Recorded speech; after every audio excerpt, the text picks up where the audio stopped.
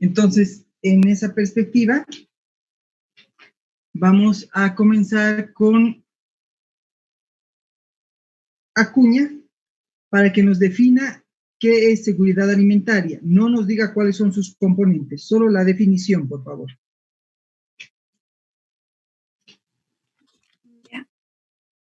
Buenas noches, licenciada. Buenas noches. La seguridad alimentaria es cuando todas las personas tienen en todo momento acceso físico, social y económico a alimentos que son lo suficientemente nutritivos y que satisfacen sus necesidades energéticas diarias y preferencias alimentarias para llevar una vida activa y sana. Muy bien. Ahora, Rodrigo Paredes, que nos diga cuál es el primer componente. Solo uno, no todos los componentes, solo el primero.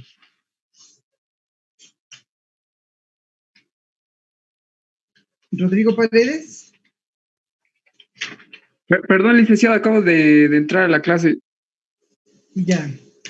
¿Cuál es el primer componente de lo que es la seguridad alimentaria?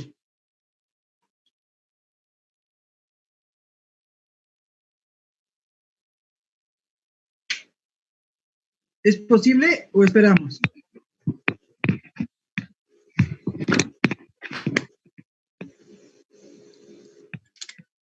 Bien, entonces, si no es posible, vamos con... Perdón, licenciado, me trabé con los comandos de acá del... Está bien. ¿Podría ser, licenciada, la accesibilidad? Defínala. ¿Perdón? Defínala. ¿Qué es?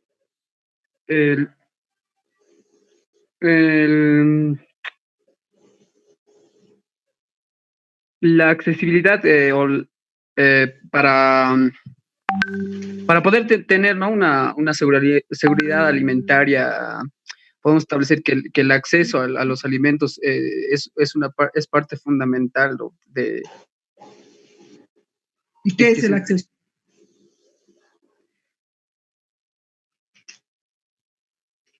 A ver, Callejas, ¿puede aclararnos qué es el acceso? Sí, buenas noches, licenciada. Bueno, el acceso se refiere a la disponibilidad de los recursos con lo que nosotros o los hogares tenemos para adquirir una cantidad apropiada de alimentos. Esto se puede mejorar con el tiempo a través de intervenciones que aumenten los ingresos de la población y así promoviendo la producción agrícola para aumentar el autoconsumo. Muy bien, gracias. Ahora, el segundo componente, por favor, Alarcón.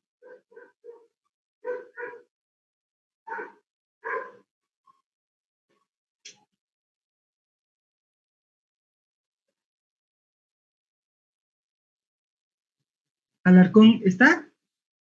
De que está, parece que está, pero no está respondiendo. Bien, entonces, Bustos. Licenciada, buenas noches. Buenas ¿Podría noches. ser la utilización de los alimentos? ¿Perdón? ¿No? La utilización ¿Repita? de los alimentos. ¿La qué? Utilización Ya, la utilización. Perfecto. ¿Cómo se define? Como la forma en que el cuerpo aprovecha los diversos nutrientes que están presentes en los alimentos, ya para ingerir energía y para tener buenas prácticas de salud y alimentación, y también en esto incurre la correcta preparación de los alimentos y una buena dieta balanceada, ¿no? Muy bien. Rodríguez, ¿podría decirnos el siguiente? Licenciado, buenas noches. El siguiente sería la disponibilidad física de los alimentos. Está bien. Defínala. En la cual se maneja más que todo la parte correspondiente a la oferta dentro del tema de la seguridad alimentaria. Y es función del nivel de producción, ¿no? De los alimentos, las existencias y el comercio, ¿no? Todo aquello. Muy bien. Ahora, Arteaga nos podría decir el último.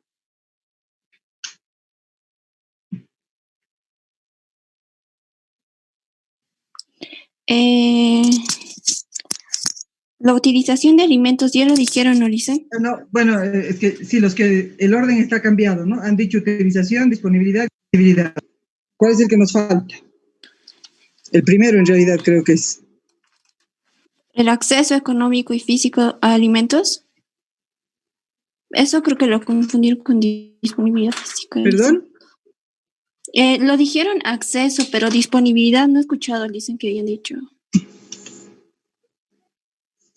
No le escucho. Acceso lo dijeron, ¿no, dicen? Es disponibilidad. Pero son 4. ¿Tiene alguno más o no tiene? Sí. La estabilidad en el tiempo de las 3 dimensiones. ¿Esa? ¿Cuál es la estabilidad? Se relaciona con los factores externos que afectan a la disponibilidad de acceso y utilización de los alimentos de manera periódica. ¿Qué quiere decir eso?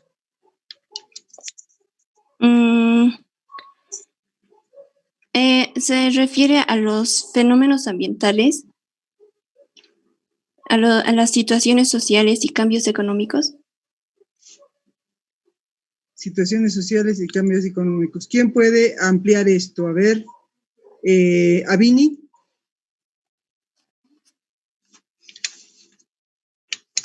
¿Dicen?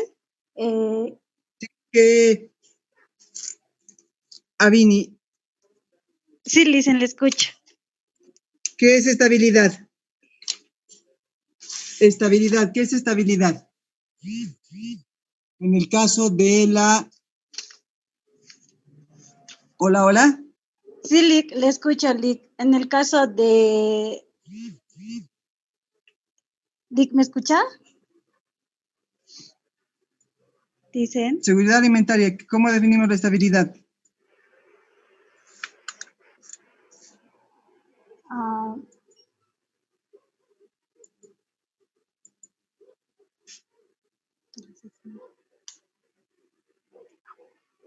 Bien, ¿Linares puede hacerlo? Bueno, se refiere a que debe haber una estabilidad a lo largo del tiempo de las 3 dimensiones, o sea, de la disponibilidad física, del acceso y de la utilización, ya que puede haber la ingesta de alimentos o la capacidad de compra de alimentos en determinado momento, pero debe existir estabilidad en cuanto a la periodicidad de esta ingesta. A veces se pueden dar condiciones climáticas adversas o puede haber ciertas inestabilidades políticas o económicas que pueden afectar los 3 anteriores dimensiones. Entonces se refiere a estabilidad en el tiempo. Muy bien. Gracias. A ver.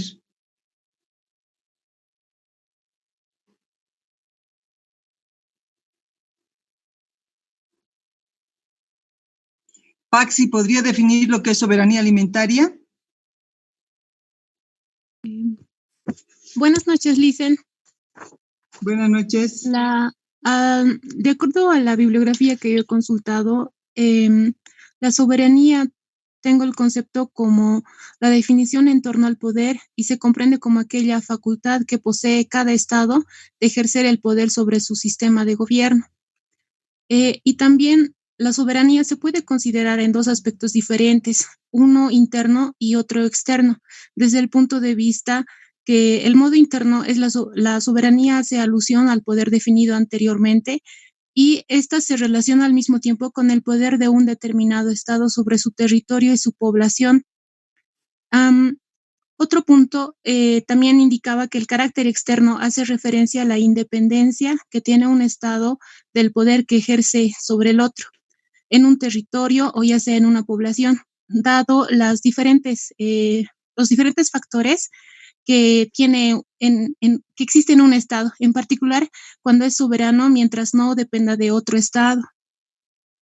Es lo que tengo, Lidia. Eso en términos de soberanía. Sí. de soberanía desde una perspectiva jurídica y política, es lo que yo lo he visto. ¿Y cómo sería la soberanía alimentaria? Referente a la soberanía alimentaria, indica que se relaciona, es uno de los objetivos del milenio que se ha planteado en todos los gobiernos para que exista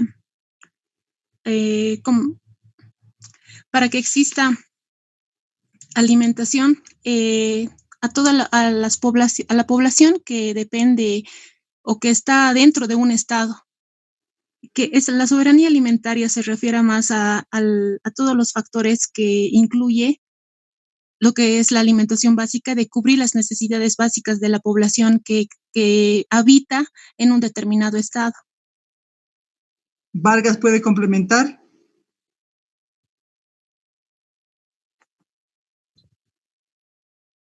Buenas noches.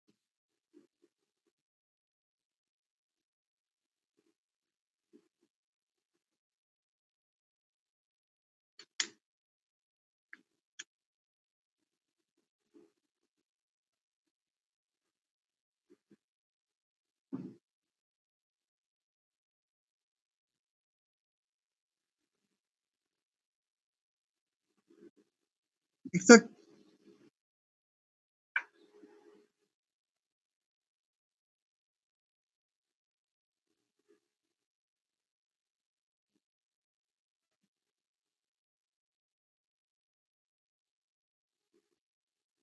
Muy bien. Entonces, si recapitulamos, cuando hablamos de seguridad alimentaria, estamos hablando de que en el caso de los estados deben garantizar que todos y todas las habitantes de una región, un país, puedan satisfacer sus necesidades de alimentación en términos de derecho, considerándolo como derecho, ya habíamos definido ese tema de necesidades y derecho, en cantidad y calidad suficientes, ¿no? De acuerdo al grupo etario, es decir, de acuerdo a lo que se necesita en cada edad, y adicionalmente de manera permanente. Y veíamos que en calidad y cantidad, veíamos que sus características primero es la disponibilidad, es decir, que los estados garanticen que existan los alimentos, ¿no es cierto? Que puede ser la producción o puede ser la importación. Luego, la accesibilidad, que haya capacidad de la población, ingresos suficientes para comprar estos alimentos. Adicionalmente, la estabilidad, que sea permanente en el tiempo, es decir, que los alimentos puedan ser, que la población no tenga un año sí, un ciclo no, sino esto tiene que garantizarse permanentemente a lo largo de la vida de todos y cada uno de los habitantes del planeta o de una región específicamente, y que además debe garantizarse su buena utilización, ¿no es cierto?, en términos de calidad para lo que es satisfacer las necesidades físicas de cada individuo de acuerdo a su grupo etario. En esa perspectiva, entonces, ahora lo que vamos a hacer es cada uno tiene que ir pensando algunas políticas, y yo voy a preguntar otra vez a todos alguna política para poder,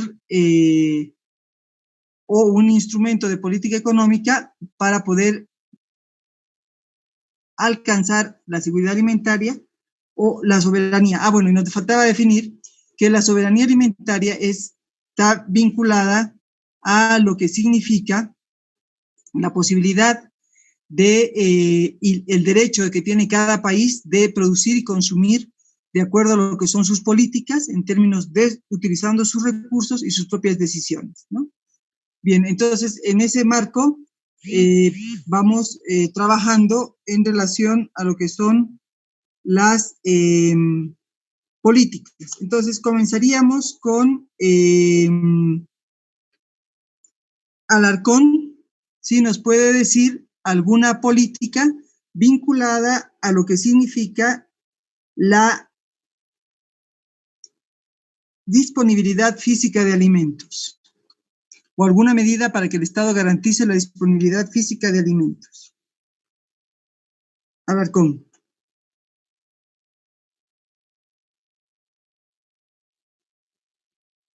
Bueno, entonces iríamos con Acuña.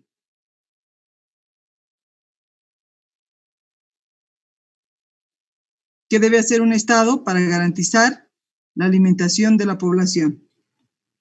Una medida. Disculpe, licenciada, le habla Alarcón. Alarcón, ok. Sí, ya estaba mal mi audio, disculpe. Ok. Bueno, una medida, una política puede ser, licenciada, bueno, anteriormente, en una clase anterior hablamos sobre que el Estado, para mantener la seguridad alimentaria, bueno, no hace políticas para que se mantenga los precios más que todo, ya sea para el productor y para el consumidor. ¿Esta es una política de precios para la producción? Sí, licenciada. Muy bien. Entonces, Alarcón dice que para garantizar la disponibilidad de alimentos debería haber una política de precios que garantice la producción. ¿Qué significaría eso? Bueno, significaría ya que apoyar a la industria del agronómica, bueno, como hay subsidios ya que ayudan en el consumo de diésel, rebajas, y eso ayuda a los productores a que sus precios no se eleven. ¿A los productores para que los precios no se eleven? Sí, ¿El ayuda. productor tiene que vender bajo o tiene que vender en mejor precio? Venden en el mejor precio, licenciado. Ok. Bien, entonces pasaríamos a Acuña para que nos diga, en términos de accesibilidad, qué política podría garantizar o realizar un Estado para garantizar la accesibilidad a alimentos.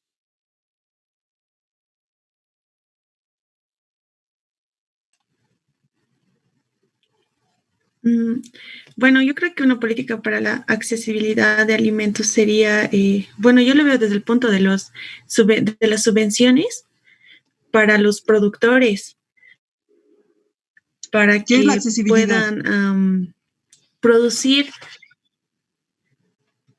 Claro, pero la accesibilidad ya no es en los productores. ¿Quiénes acceden a los alimentos?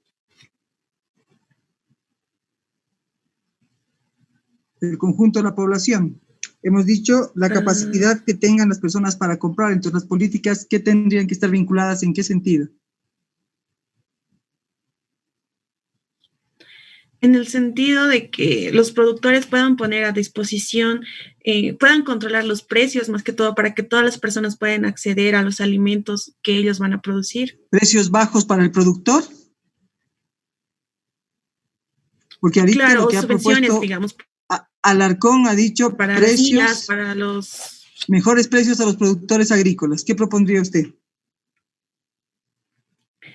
Una propuesta que yo he leído en varios papers es que muchas veces se subvenciona las semillas o se les provee de insumos a los productores.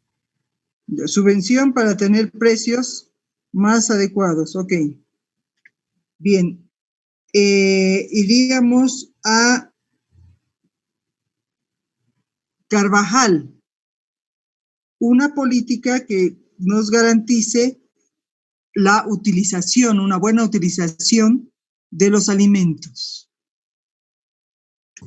Política pública, en cualquier sector tendría que ser, porque ¿qué es la utilización?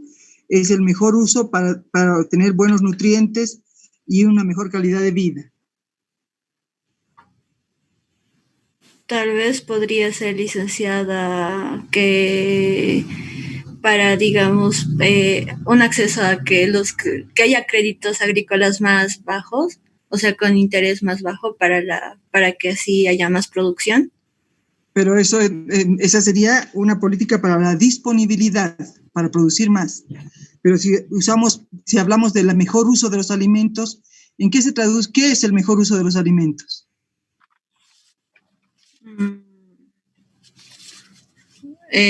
Mayor utilización de los alimentos sería que... No mayor, mejor. Que tengan mejor utilización. ¿Cómo hacemos que la gente use mejor los alimentos? que sea de más accesible, ¿no? Para que pueda comprar y así satisfacer su necesidad.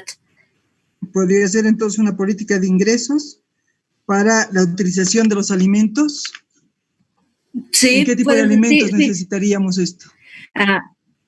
Si se habla de ingresos, entonces tendría que mejorar los ingresos de la población para que así la población pueda adquirir más los productos, ¿no? Y mejorar su dieta. Ajá, exactamente, licenciado. Puede ser interesante. Puede ser interesante en términos de... bien, gracias. Ahora... Paredes. Una política para garantizar la estabilidad de la seguridad alimentaria. ¿Qué quiere decir la estabilidad? La estabilidad hace referencia a que a lo largo del tiempo los consumidores puedan acceder a alimentos de manera permanente, no un día sí, un día no, sino todos los días a lo largo del tiempo. ¿Cuál sería la propuesta? Paredes. Bueno, licenciada, tal vez para el tema de la accesibilidad, se podría... No, estabilidad, estabilidad. Perdón, estabilidad. Para el tema de la estabilidad se podría inferir, ¿no? También igual en los precios de los alimentos por parte de una política de subvención, ¿no? Eso va a generar una subvención al productor para que él pueda ofrecer, ¿no?, sus productos a un precio módico, ¿no?, o adecuado a la población. Muy bien. En términos de seguridad, de disponibilidad física, además de los precios, ¿qué otra política podríamos establecer, Linares? Bueno, para garantizar esa estabilidad existen muchas veces problemas políticos que no dejan pasar los productos al mercado en el que van a ser vendidos. Entonces, quizá mejorar o buscar políticas que mejoren la distribución de los alimentos, o quizá también incentivar que haya producción agrícola en lugares urbanos para garantizar este alimento, incluso cuando haya otros tipos de desastres como climáticos, cultivos domésticos quizás. Paxi, ¿tiene alguna idea también para lo que es disponibilidad, es decir, producción?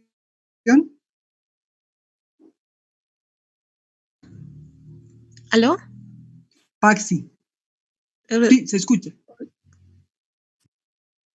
¿Aló? ¿Qué otra política? Hemos visto que podría ser una política de precios, una política de subvenciones, una política de mejor distribución, una política de producción de huertos urbanos. ¿Qué otra política para aumentar o para garantizar la producción de alimentos de la población?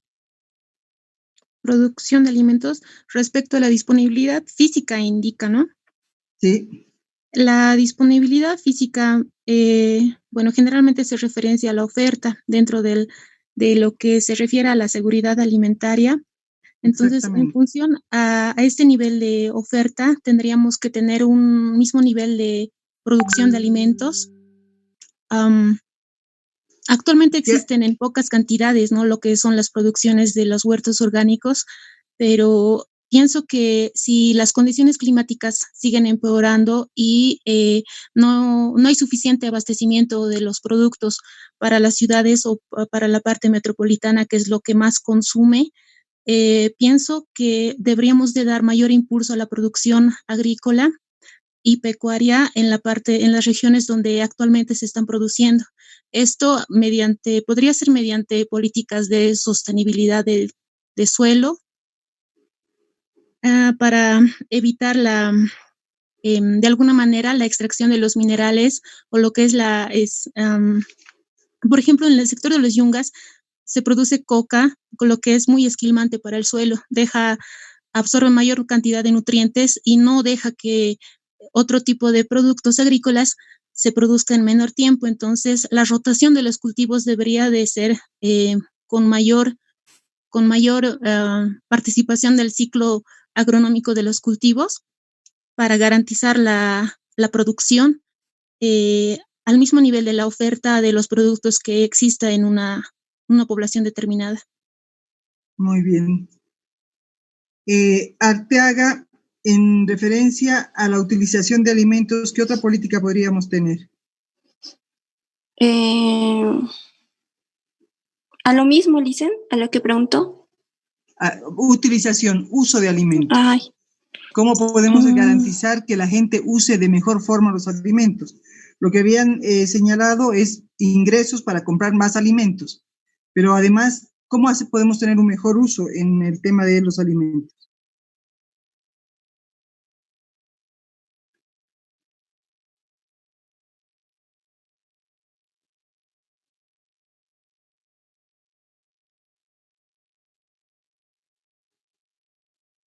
¿Arteaga está? Sí, Licen. A ver, ¿qué significa el uso de alimentos? Consumirlos. Pero además, ¿en qué forma? De forma... Hay dos formas, una saludable y otra que no es saludable. ¿Qué hacemos para tener una forma saludable de consumo?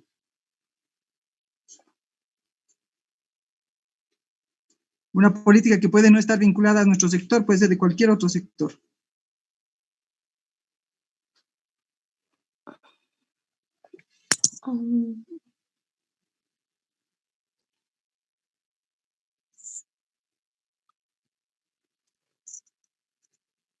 ¿Avini puede responder?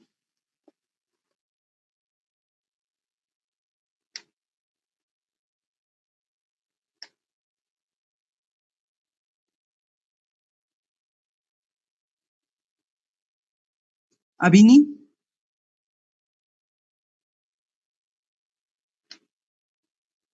¿Bustos?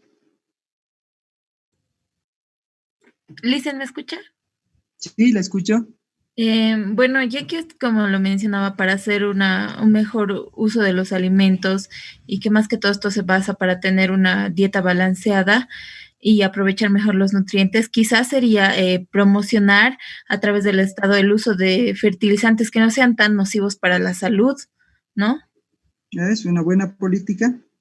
Muy bien. Callejas, ¿qué diría para otra política de salud? Digo, de mejor uso.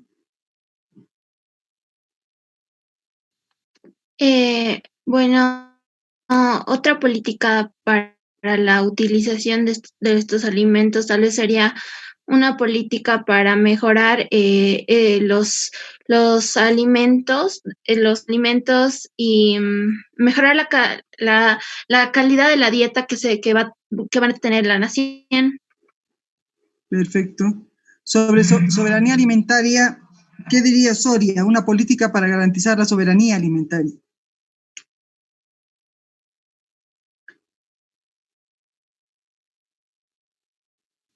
¿Lisa, me escucha? Sí, la escucho. Quizás programas para el uso de una mejor manera de usar los alimentos. No, para la soberanía alimentaria, para garantizar la producción nacional. Quizás políticas de acceso de facilitar el acceso a insumos para mejorar lo que es la producción. ¿Está bien? Rodríguez, ¿qué diría?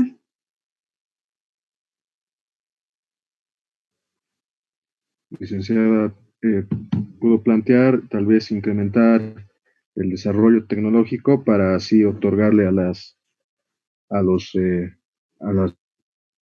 pequeños huertos locales o a la agricultura. Ya. Ordóñez, ¿qué opina? Mejor producción y por lo tanto mayor oferta y por lo tanto garantizar de esta manera.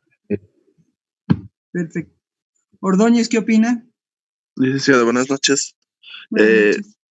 A lo que usted nos explicó en las anteriores clases, una buena política que es generalmente usada tanto para la seguridad alimentaria como para la soberanía alimentaria sería una política de precios, ya que esta nos va a estabilizar los precios, nos va a dar un control sobre los precios en cuanto a la producción nacional, también nos va a incentivar a que la producción sea mayor y nos tengamos una regulación, ¿no? en el mercado de los precios para que las personas también nos consuman, ¿no?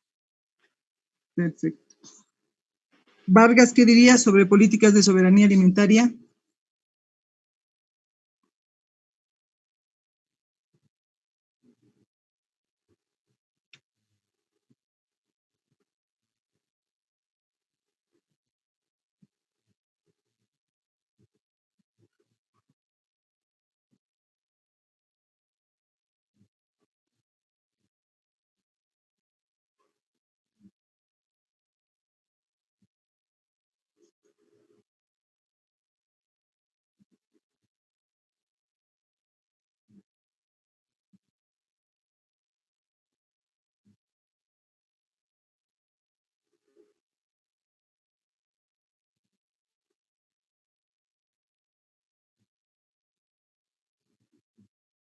Ujú.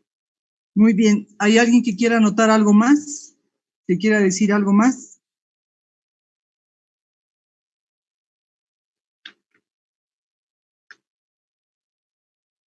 Ya, ok. A ver, vamos a recapitular entonces. Cuando hablamos de seguridad alimentaria, estamos hablando de aquella, de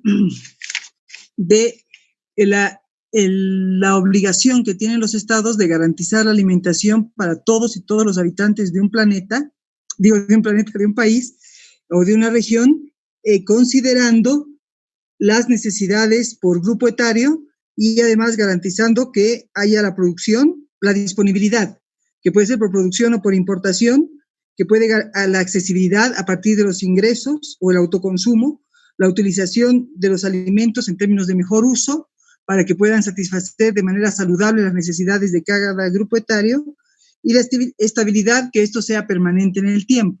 Entonces, como hemos podido ver, puede haber un sinnúmero de medidas de política económica y de otros tipos de políticas para garantizar esto, ¿no? Hemos señalado, por ejemplo, la política de precios, que nos puede permitir mejorar la accesibilidad, la utilización, la disponibilidad y hasta la estabilidad. Esta es una de las más importantes.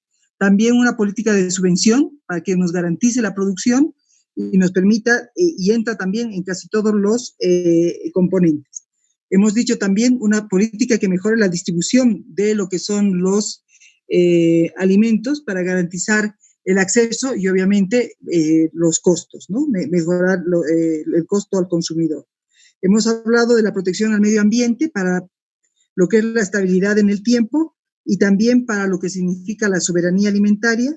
Hemos hablado de priorizar el consumo nacional, promover políticas ya de promoción del consumo nacional. Hemos hablado de la mejora de la tecnología en términos de, algunos han hablado de orgánica y también elementos de suelos y protección del medio ambiente. Entonces, cuando pensamos en las políticas vinculadas a la seguridad y a la soberanía alimentaria, tenemos un muy amplio espectro. Podemos encontrar políticas de salud vinculadas a lo que es la utilización de alimentos, de educación, también vinculadas a lo que es la utilización de alimentos, capacitar a los profesionales en salud, capacitar a los encargados de preparar los alimentos, dar información sobre lo que significan los requerimientos de nutrientes por cada grupo etario, en fin. Para la disponibilidad física podemos tener también, en casos de escasez, el tema de lo que es las posibilidades de importación o las reservas estratégicas. En el caso de la disponibilidad, el riego para garantizar la producción. Entonces, vean que en este tema, estas son políticas fundamentales y donde los estados pueden tener muchas alternativas para poder garantizar que todos y todas los pobladores de una región, país, puedan consumir alimentos. Entonces, uno de los elementos fundamentales es la seguridad alimentaria y se le incluye la idea de la soberanía. Seguridad alimentaria, que todos coman, pero garantizando el uso de los recursos nacionales, la producción nacional. ¿Por qué garantizar la producción nacional? porque ya lo habíamos dicho, en los años 60, por ejemplo, cuando Estados Unidos tuvo un exceso de producción de trigo, exportó harina en donación, donó harina, y nosotros que teníamos un mercado nacional abastecido por trigo nacional, no pudo competir con la harina donada y dejamos de producir trigo. Estados Unidos dejó de tener excedentes, dejó de donar harina y nosotros nos quedamos dependientes de la importación de harina. Y decíamos, de harina y de trigo, dejándonos en manos de los precios internacionales que en muchos años pueden tener efectos muy grandes en el tema del precio del pan, donde el Estado tiene que subvencionar el precio de la harina, comprar harina muy cara. Por ejemplo, ahorita el quintal debe estar en 145 y ha habido momentos en el año 2008, 2009 que le hemos comprado hasta en 300 bolivianos. Pero para vendérsela al panadero y para que nosotros podamos comer el pan a 50 centavos, había que subvencionar la diferencia entre el precio de mercado y el precio que garantice el pan. Entonces, por eso es importante la seguridad alimentaria, que todos coman, pero con la producción nacional. Y eso nos permite a nosotros fortalecer y desarrollar el sector agrícola, fortaleciendo las posibilidades de producción y utilizando recursos nacionales, que va a tener un efecto directo en el consumo interno, ¿no?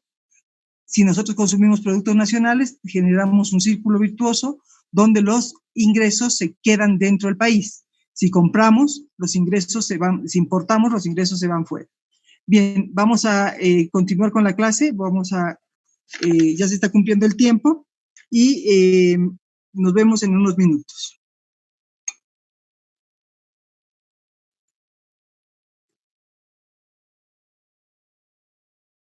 En el Estado, en las variables macroeconómicas, pero también en lo que significa el comportamiento de los diferentes agentes económicos en los diferentes sectores. En el caso nuestro sería, en el caso agrícola, para poder motivar o desmotivar cierto tipo de comportamientos.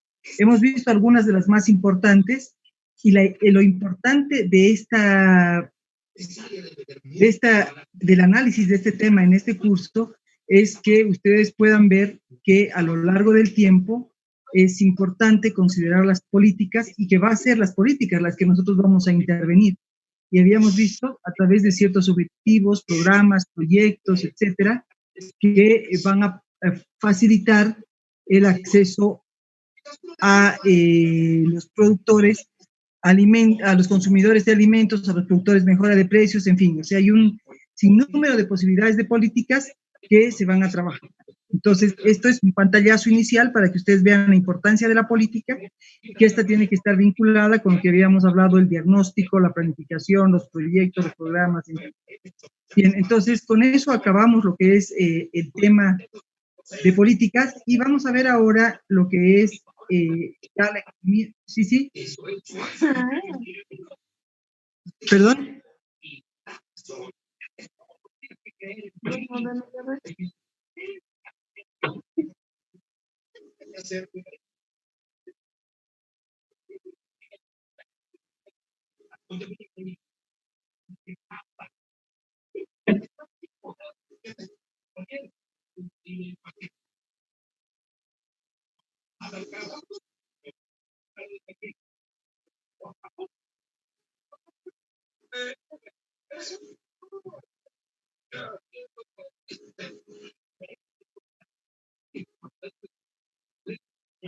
Uh-huh.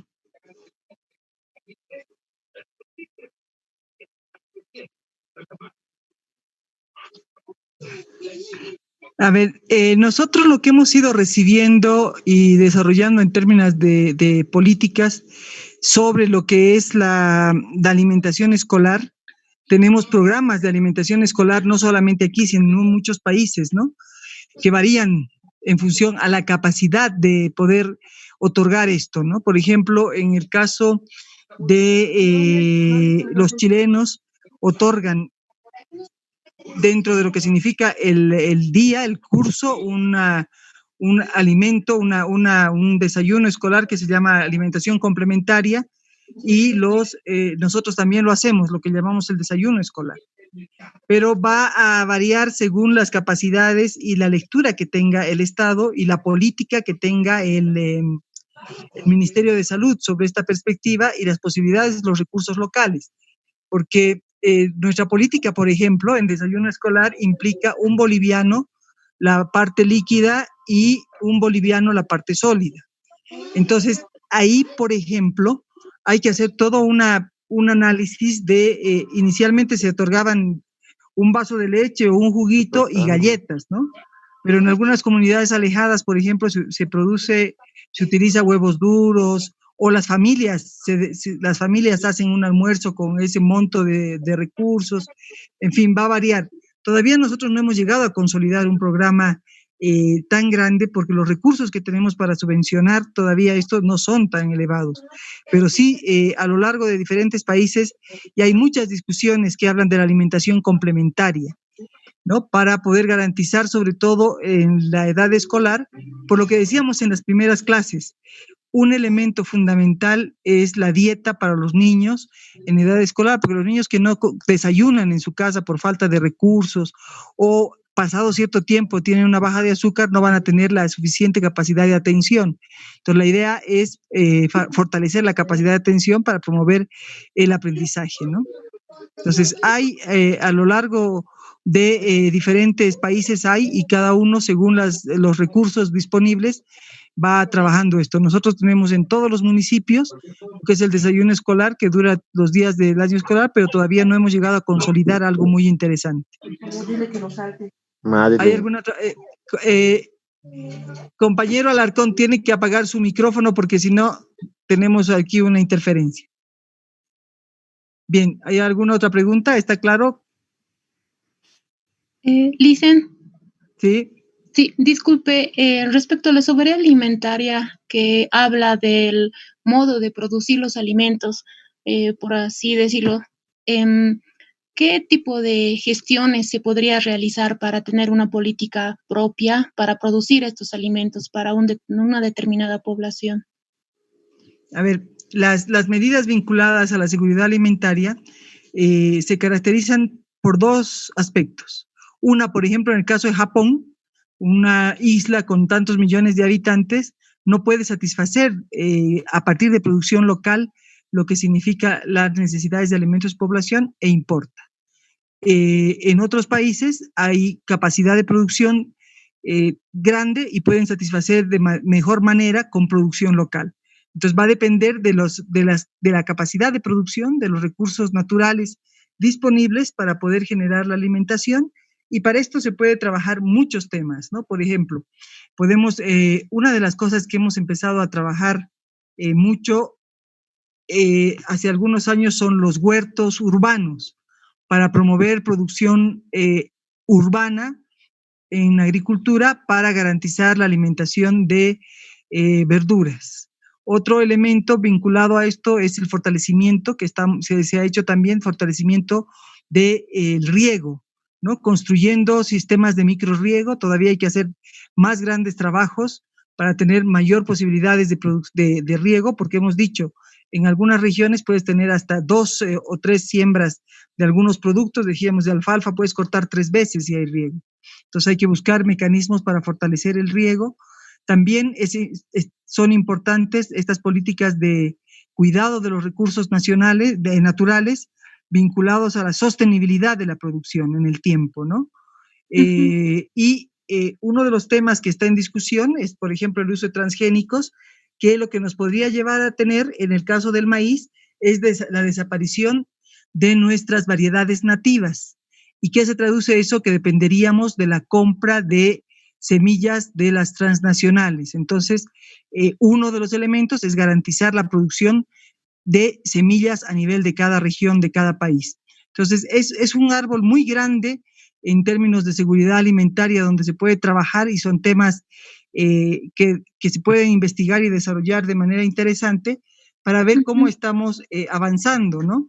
Por ejemplo, hay muchas discusiones, muchos debates actualmente si estamos cumpliendo con la seguridad alimentaria en Bolivia o no.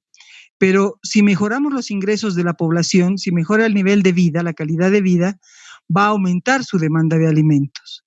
Comprando en el 2005 con 400 bolivianos el salario mínimo a un salario de 2.000 de más de 2.000 bolivianos ahora, obviamente la capacidad de compra es mayor, entonces hay que producir más. Y esto significa que todavía no hemos llegado a un nivel de seguridad alimentaria completo, pero que sí ha ido mejorando en el tiempo, ¿no? Entonces, esos son los elementos. No sé si hay alguna pregunta adicional. ¿Y esto podría estar vinculado de alguna manera con el agronegocios? ¿Con qué?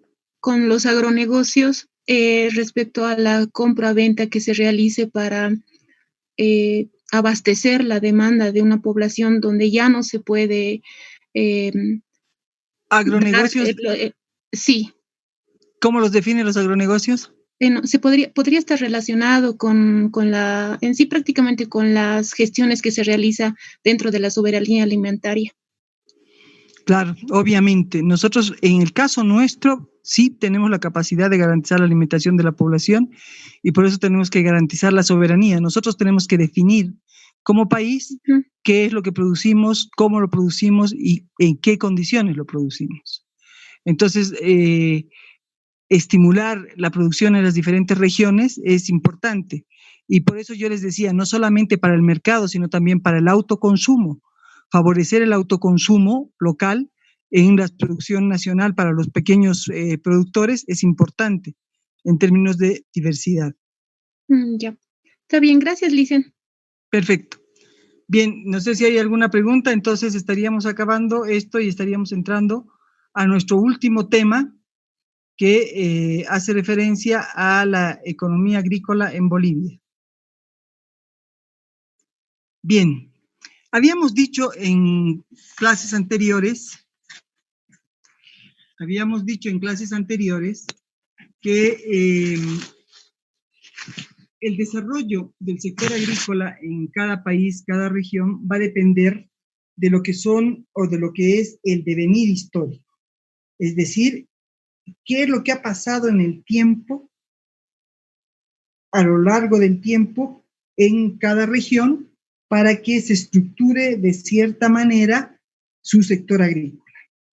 En esa perspectiva, el análisis que vamos a hacer inicialmente de lo que es la economía agrícola en Bolivia va a estar vinculado a lo que es la agricultura cómo se ha desarrollado la agricultura en el tiempo en lo que hoy es Bolivia.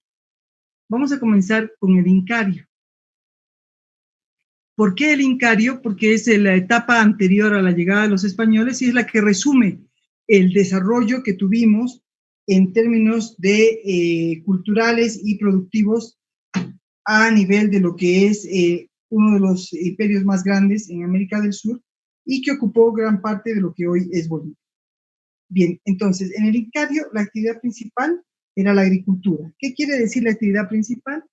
Actividad que les permitía cubrir sus necesidades de vestido, alimentación y vivienda, es decir, a partir de lo que es el sector agropecuario, el sector agrícola, el Incario podía generar los elementos necesarios para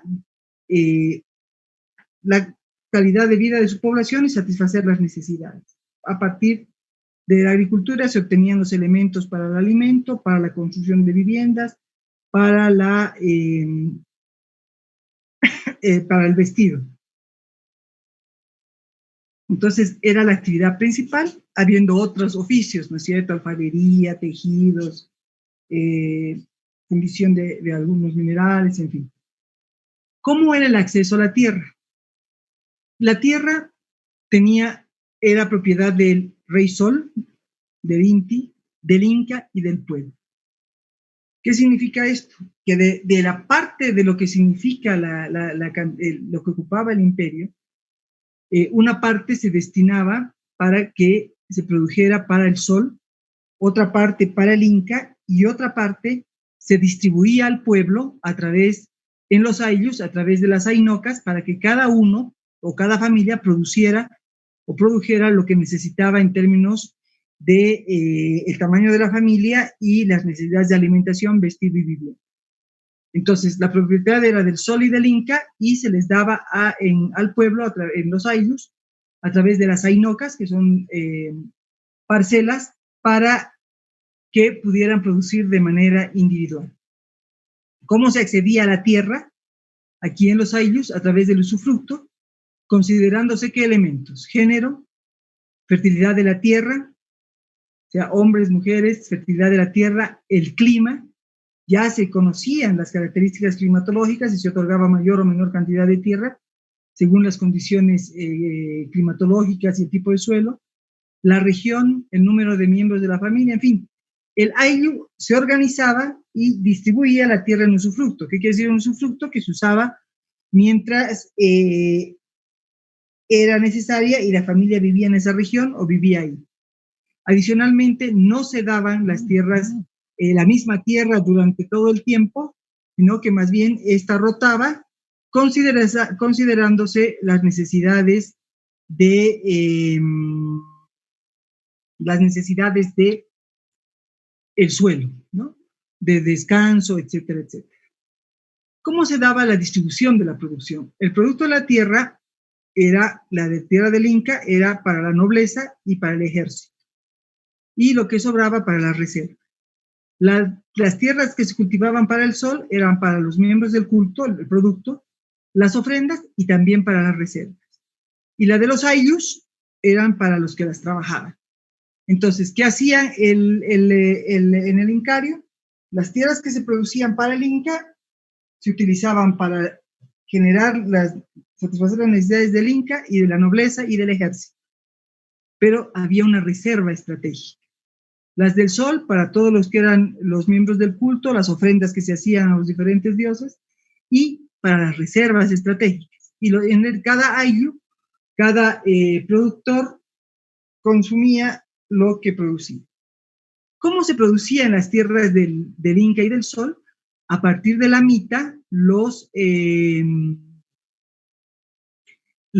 cada miembro de los ayllus entregaba un tiempo de trabajo hacia la mita para el Inca o la mita para el Sol a lo largo de su vida, 1 o 2 mitas, y trabajaba en ello, en la tierra, para producir los alimentos.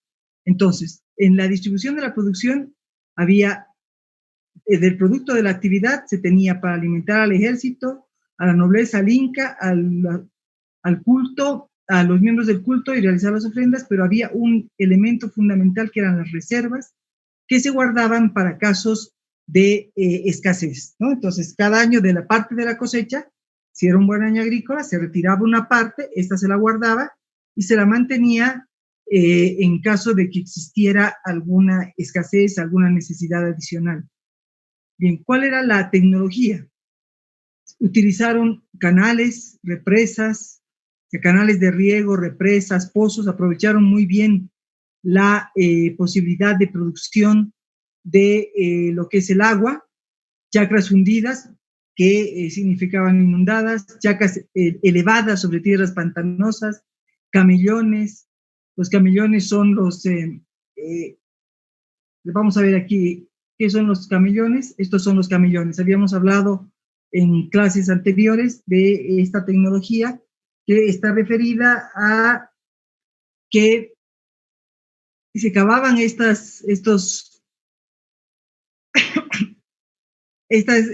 cavaba alrededor de cada espacio de tierra una suerte de zanjas que se llenaban con agua para que el agua, al evaporarse, desarrolle un microclima especial y permita tener una buena producción. Los camellones, estos son camellones que han sido reproducidos por la investigación tecnológica, recuperando la tecnología ancestral, y aquí hemos obtenido resultados hasta 8 veces mayores que los que obtenemos en lugares donde se produce simplemente al riego de lluvia o a un simple riego.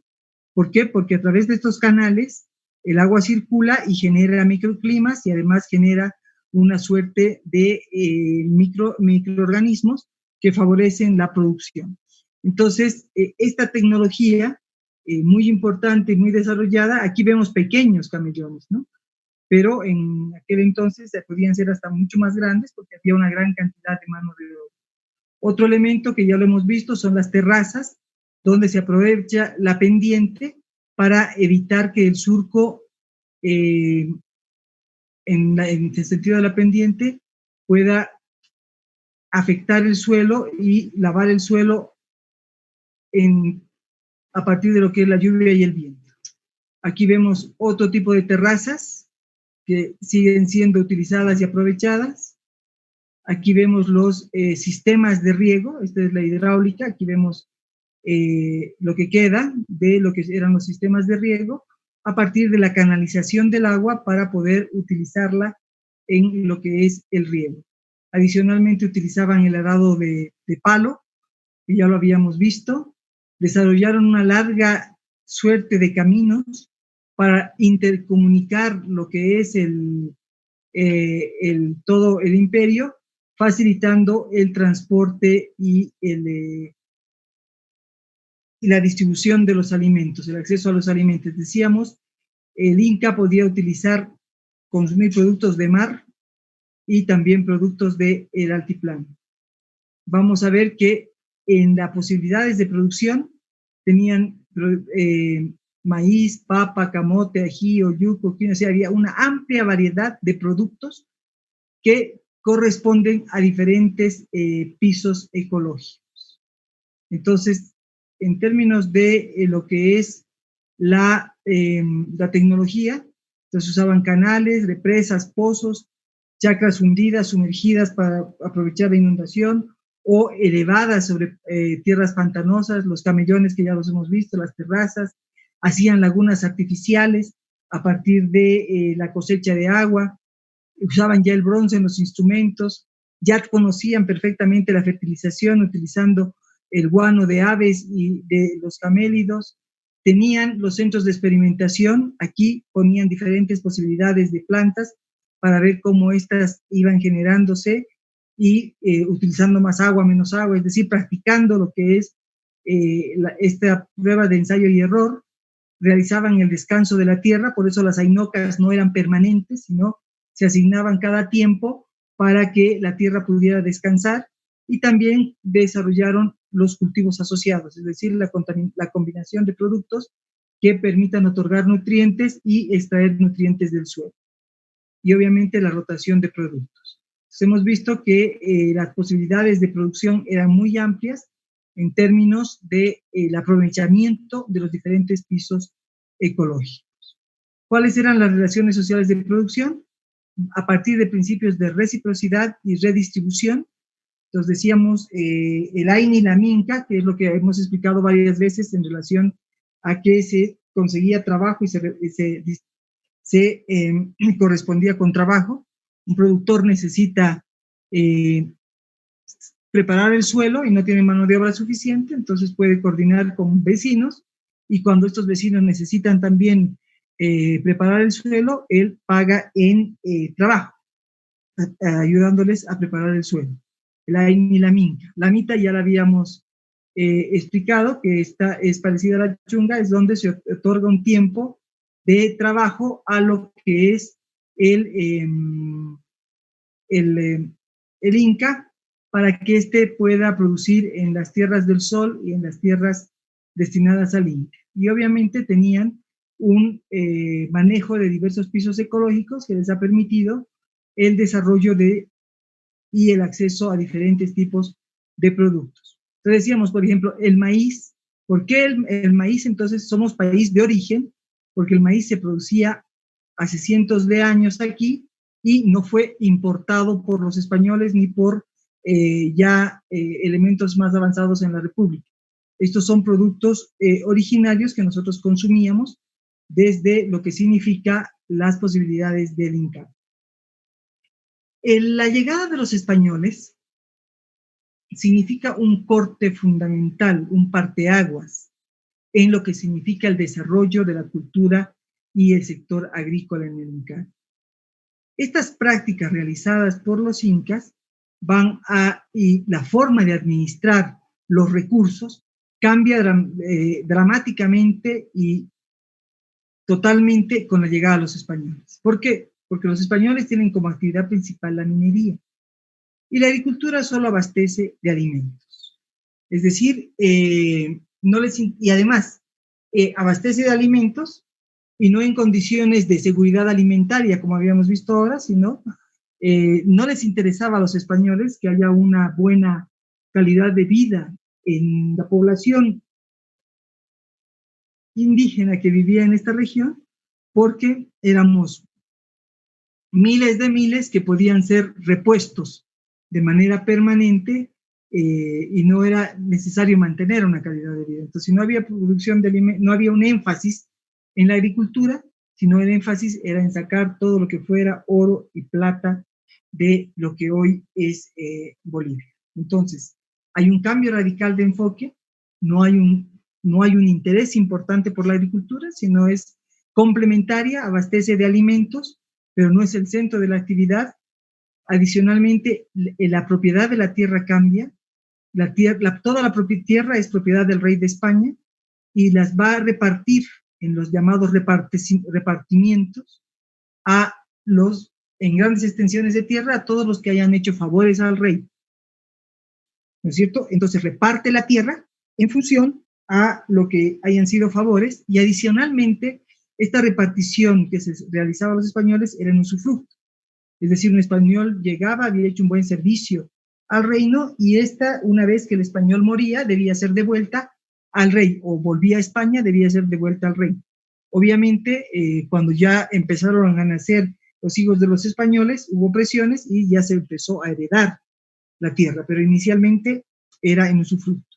Entonces, cambia el rol principal de la actividad, pero adicionalmente cambia lo que significa el dueño de la tierra, siendo la tierra del rey de España, y los repartimientos que empiezan a repartirse la tierra a partir de lo que son los españoles que han llegado.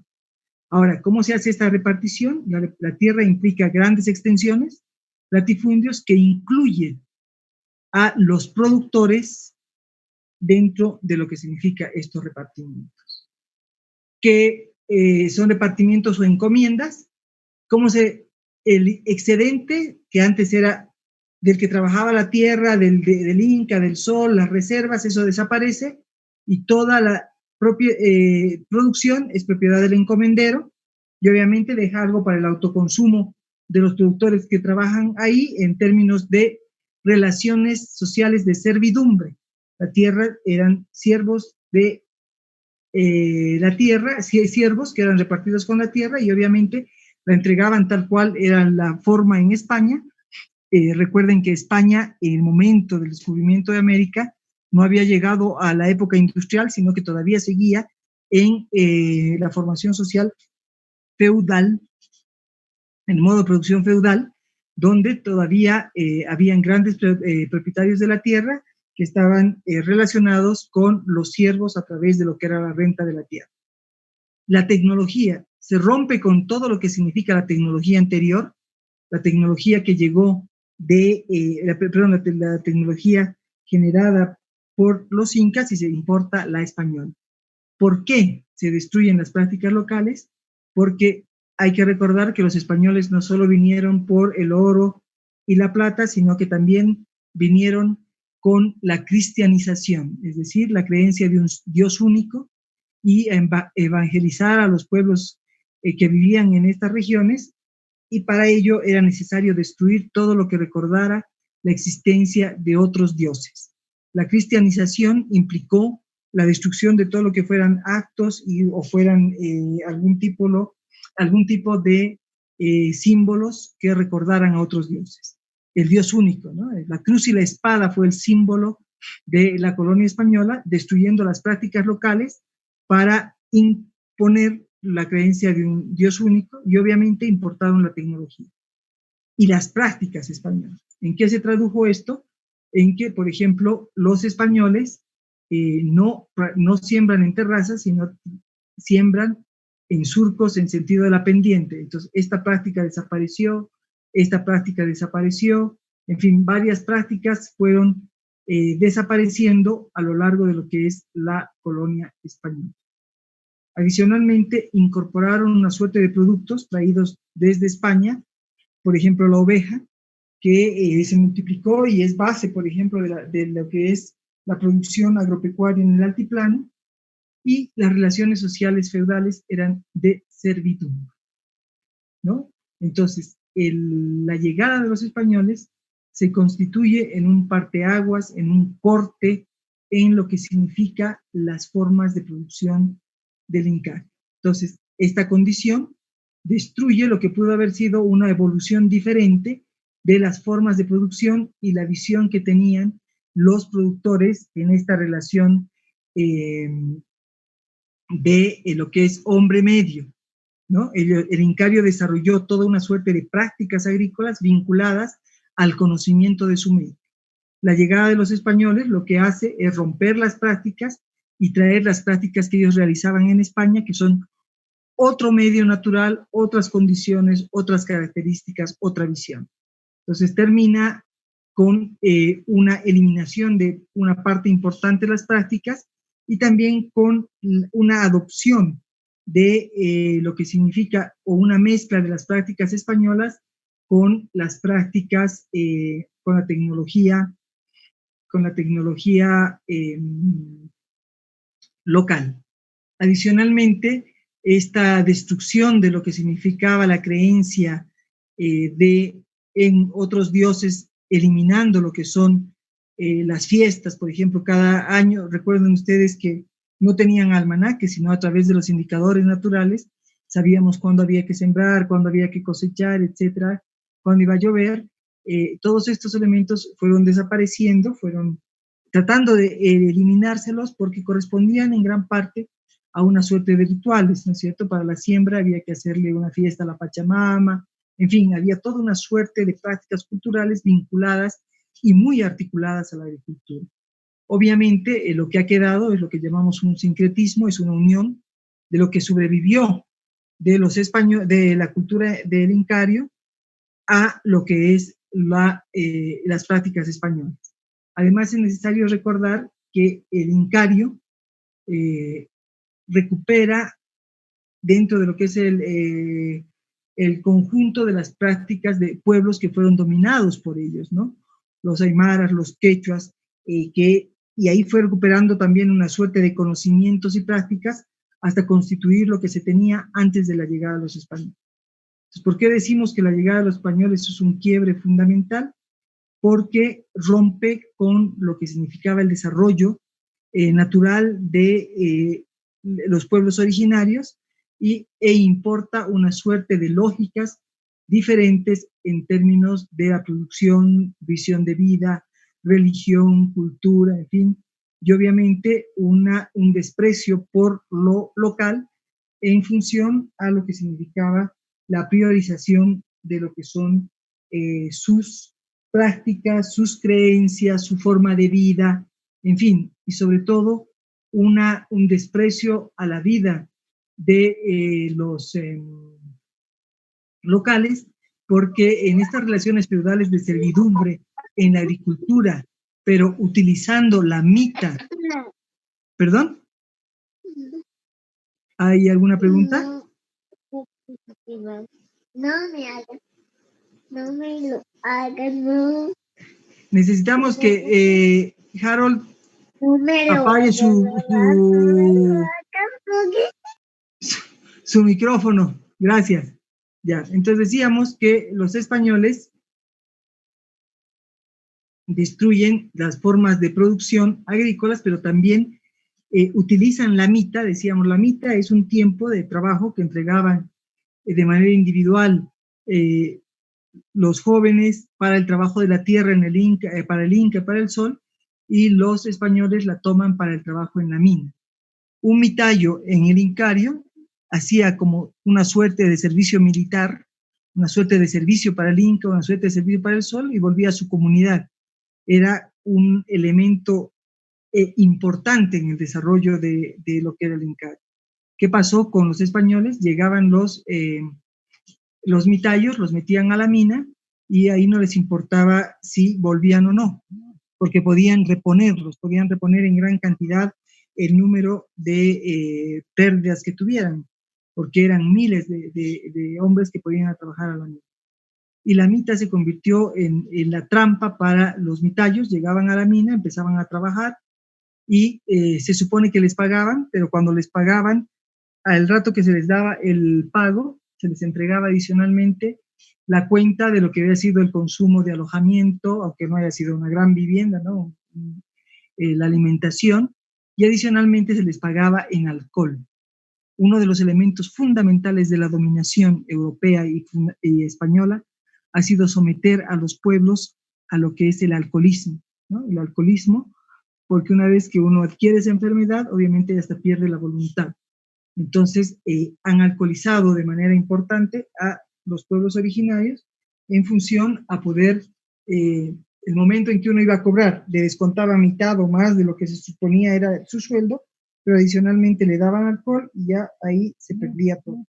Entonces, ese es un elemento fundamental. Bien, estamos a las 21:58, 10 de la noche, vamos a acabar aquí la clase y nos vemos el día sábado. Voy a mandar algunos mensajes para coordinar, porque este ya es el último tema, entonces estamos pensando que el examen final va a ser el día 18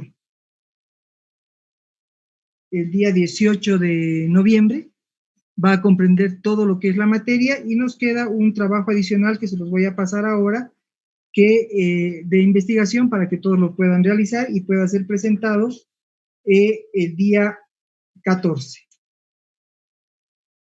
Entonces, el 18 de noviembre es el examen final y el día 14 presentaríamos un trabajo, el último trabajo. Bien, entonces nos vemos el día sábado. Licenciado, una consulta. Sí, dígame. No sé si podría darnos las notas que tenemos hasta el momento acumuladas. Sí, las tengo, les voy a pasar un archivito Excel. ¿Ya? Muchas gracias, licenciado. Listo, ok. Entonces, nos vemos el día sábado.